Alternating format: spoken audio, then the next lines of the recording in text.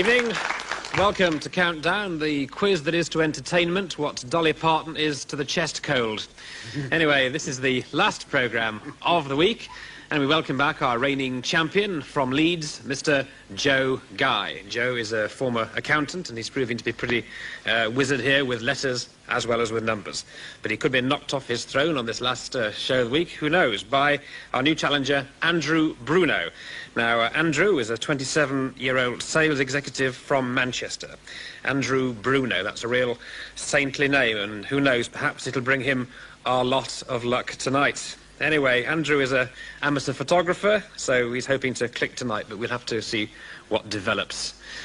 Anyway, on my left is a man who's spent hours and hours and hours on Just a Minute, Mr. Kenneth Williams. Thank you very much indeed. Nice to give you such a charming welcome. I should be sitting here trying to see through any form of subterfuge, including Mr. Bruno here, because after all, that's an Anglican, though it's Italian version of brown, isn't it? Like Giuseppe Verdi is really Joe Green, but I wouldn't take as much notice of his operas if he was called that, would he? I'll be accompanied by Mary, and we shall be judging whether the words submitted by the contestants are genuine words, that is to say, in current usage and from our dictionary, and we shall say whether they're right or wrong. And that great lover, Casanova, he was really Jack Newhouse, wasn't he? That's right, yes. You've got a memory like a file index cabinet, haven't you? Well, let's see if I can remember who starts first. As it's written down here, I think it's Joe. Joe, will you begin? Vowel. E. Another vowel. O. Consonant. S. Consonant. J. Vowel. I. Consonant. W. Consonant. N. Consonant. T. Consonant. And P. Thank you, Kathy. Let's say start the clock. Start the clock.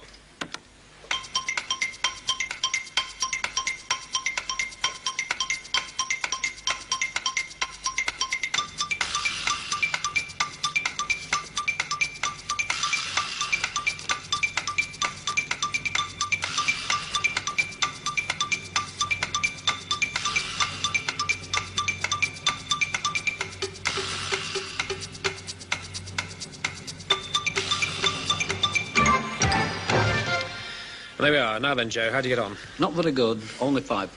Only 5. Well, that's not bad. Andrew? 6. You got 6. Ah, let's hear what it is. I've got plural, ponies. Ponies. P-O-N-I-E-S. Yep. Yes, should have got that, shouldn't you, Joe? Yes, I should have got Right. that. Well, I put Andrew straight into the lead with 6 points. So people could have got swine or joist or wipes, perhaps. Ken nods. Andrew, now your turn. Round 2. I'll start with a consonant. And you have a G. And another one. W. And another. Q. A vowel. A. And another one. E. A consonant. T. And another consonant. N. N. And a vowel. I. And another consonant, please. And G. There we are. That's Andrew's choice. Let's start the clock.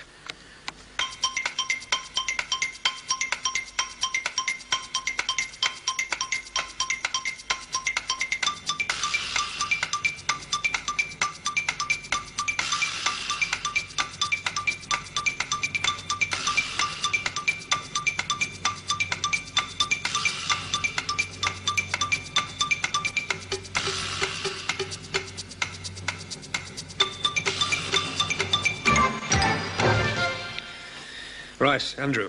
6 again this 6 time. again, and Joe? 6 also. Both 6. So we hear them both. Andrew, what's yours? Twinge. Twinge. T-W-I-N-G-E. And I had eating. Eating. Okay, can we ask you what you got, Kenneth? All I got was waging. Waging, as in wage war, you understand? Waging, I got that. I didn't get twinge. I thought twinge was really very good indeed. Most innovative. But eating, I didn't see eating either. So they're both very good. Both excellent. Joe, round 3. Will you begin, please? Vowel. A. Vowel. O. Vowel, U. consonant, V. consonant, N. consonant, C. vowel, E. vowel, Another E. and consonant. And the S. And the S, and let's see what we say about starting the clock. Let's say start the clock.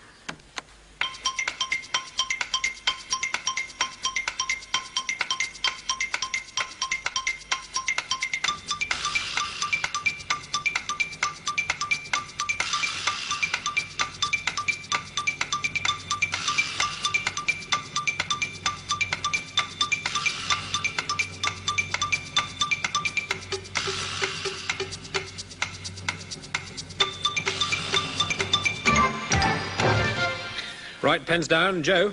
6 letters. 6, and Andrew? 7. 7. Let's hear the 7. A plural again, avenues. Avenues. Just spell that out. A-V... A-V-E-N-U-E-S. I didn't think we had 2 E's, did we? In the whole thing? Oh, there were 2 E's. Yes, he's right. Were there 2 E's in the original? No, there were in the original. I didn't realize there were 2 E's in the original. That amazed me. That's very good indeed, avenues. Never dreamed that was there. Well, that's done very well for you, Andrew, Bruno, because you now have 19 points, and Joe, you're on 6, young man. But who knows, it's the numbers game, and I must warn you, Andrew, that Joe's pretty good on the numbers name. I see. Here we go. Andrew, choose your numbers. I'll take 1 from the top line, please. Well, 1 from the second, 1 from the third, and that leaves 3 from the bottom. And Beverly will put the numbers up now. We have a 9, and a 3, and a 2, 10, 8, and 50. And let's take Cecil for a spin. Fairly low one. 1, 8, 5. 30 seconds, starting now.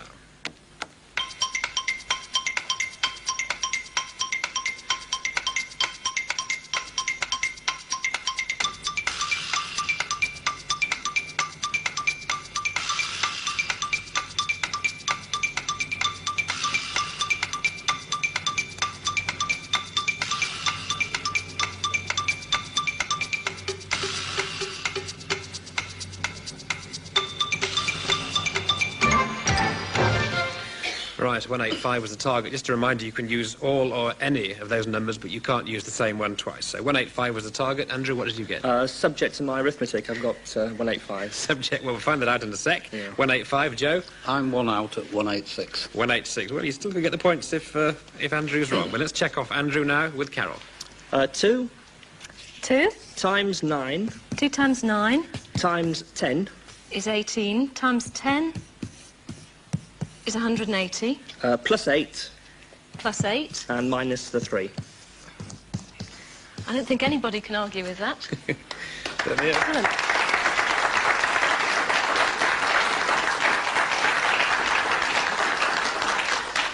Well done, Andrew. That's 10 points all for you. Brings you on to 29. And, Joe, there you are on single figures still on 6 as we come into the halfway point, but not before we hear a little from Mr. Kenneth Williams. Yes, well, I was very interested in the origin of ode, and only recently realised that it's from the Greek, and it is to sing. And you must remember, Tennyson was a dab hand. Tennyson was a dab hand at the odd ode. He was always doing them. And one of his ran, "Every moment dies a man, every moment one is born." Very good stuff, I thought, but a dreadful old pedant called Babbage wrote to him and said, "It must be manifest that if this were true, the population of the world would be at a standstill." And he suggested an alteration in the poem so that it read, "Every moment dies a man, every moment 1 1/16 is born." Which was ridiculous. Mind you, Tennyson did write in very complicated fashion. In fact, Mrs. Tennyson used to rush up and down the corridor saying, "What's it all about, Alfie?" If you can bear to stay with us, we'll see you again in part 2.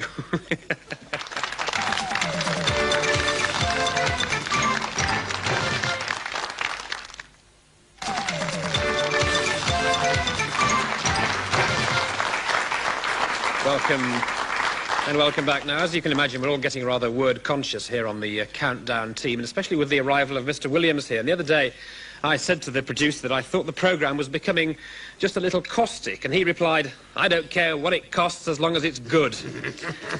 Anyway, I hope you think it's good tonight, because Mr. Andrew Bruno is streaking into the lead here, and he's really knocking spots off Joe Guy. Andrew Bruno from Rochdale in Lancashire, and Joe Guy from Leeds in Yorkshire. So it is a real war of the roses. Obviously, Andrew, you've got a pennine way with words. Andrew, you begin, please. 2 consonants, please. You have a G and a Y, 2 vowels. an I and an A, 2 more consonants. an S and an L, A vowel. an O, And 1 more of each. another S and an A. Quick work there by Andrew, and quick work, I suppose, because 30 seconds isn't very long, as you'll see, starting now.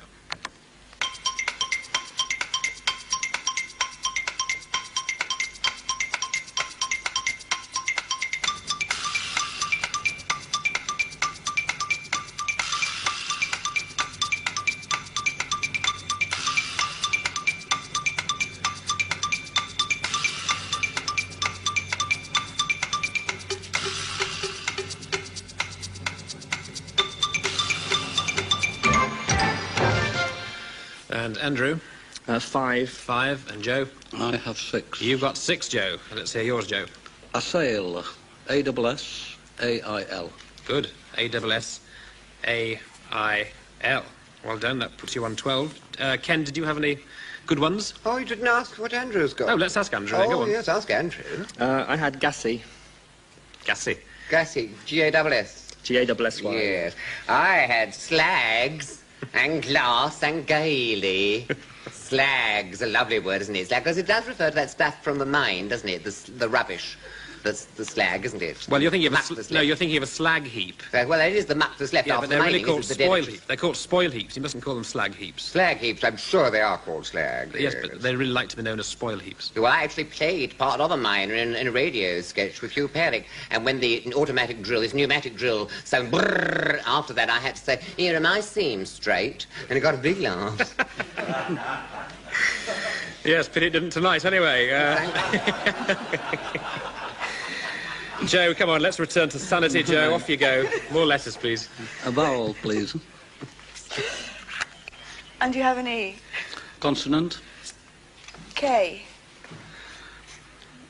Vowel. O, Vowel. another O, Consonant. a B, Vowel. U, Vowel. E, Consonant. S, Consonant. T. I can see one there, but I'm not saying what it is. Off we go. 30 seconds to go.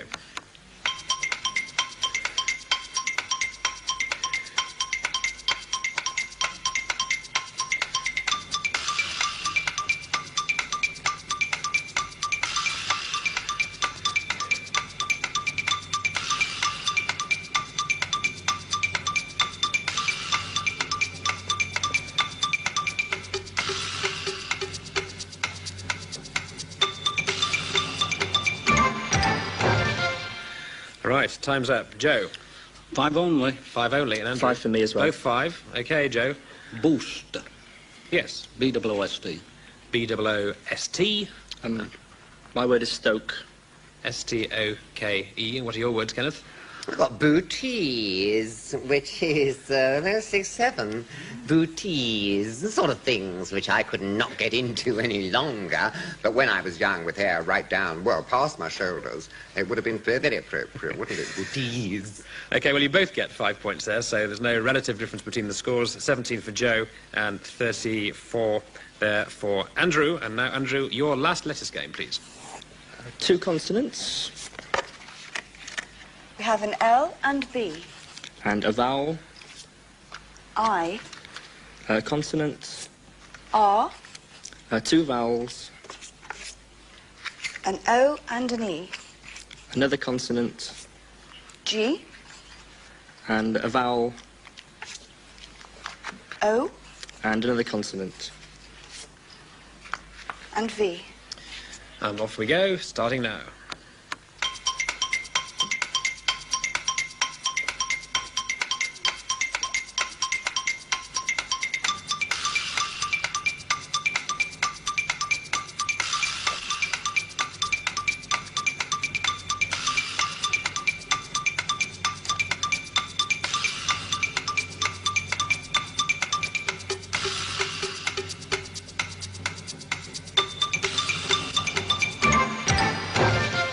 Thank you. Andrew. Groove, 6 letters. 6. Well, we'll just ask what Joe got first. Well, I How many was letters?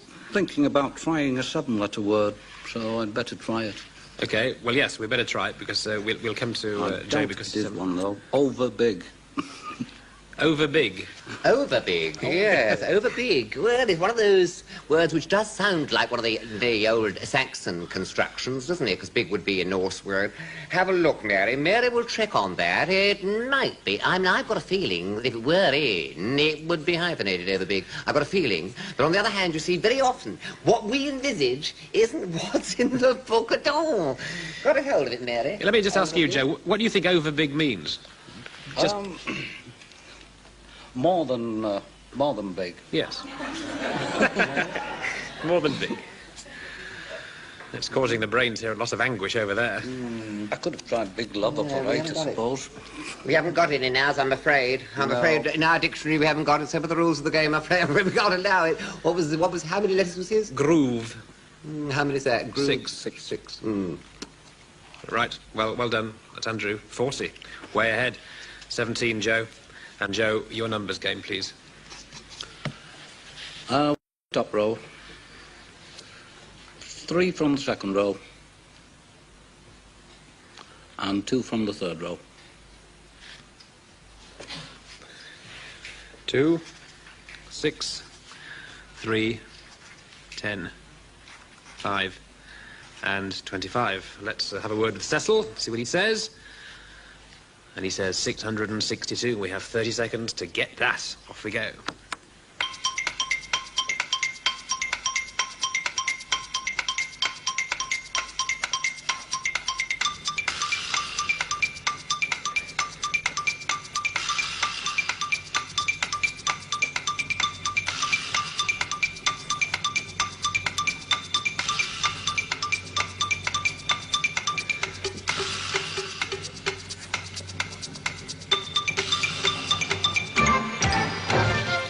Six, 6, 2. Joe. 690. 690. And Andrew? 650. 650. Well, that is the nearer of the two, so we'll check that off, please, Carol. 2 2. times 5 2 times 5 is 10. times 10 10 squared is 100. times 6. 100 by 6. 600. I've made a mistake. I've used the 2 twice. Oh dear. Yeah. Yes, he has made a mistake, so we in fact give you a chance now, Joe. Let's go through yours. Right, 25 times 10 25 by 10 times 3 is 250 by 3 is 750. is 750. And that leaves 5 or 6 and a 2. Multiply them together, 5 by 6 by 2, which gives 60. 60 Deduct from 750, 690. is indeed 690. Okay, well, you are the nearer of the two, Joe, so we give you 5 points. Right. That now means, Joe, that you've crept up 5 points there. You're on 22 points. And Andrew, still way ahead, though, on 40 as we go into the last round. And I think we're really going to play this round for fun because I think Andrew is going to win. But you're pretty good at this game, I think Joe. he stands a good I chance. think he stands a good chance. This is round 9. This is the countdown conundrum. I'm sure you all know what we do. We jumble up a 9-letter word. It's the first person to unravel those letters and get the word. Right, if you're ready, the countdown starts now.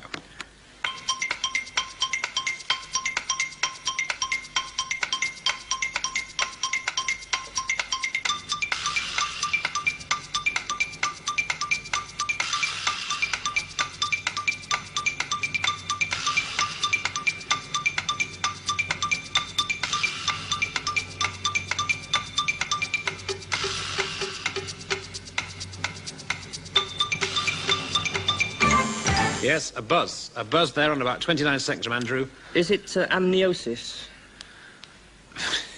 Well, amniosis. It's not amniosis, actually.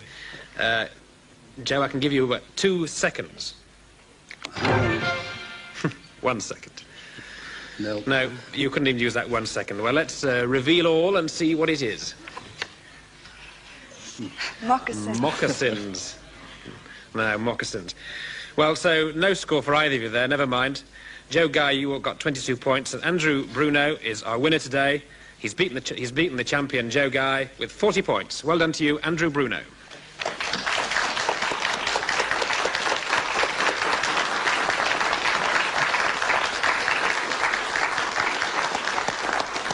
Well done, Andrew, and well done to you, Joe. You've had a marvellous run here this week, coming every night. We don't want you to go empty-handed. We perhaps ask you to take these home with you, the shorter Oxford English Dictionary. Hope you'll enjoy reading those in bed at night.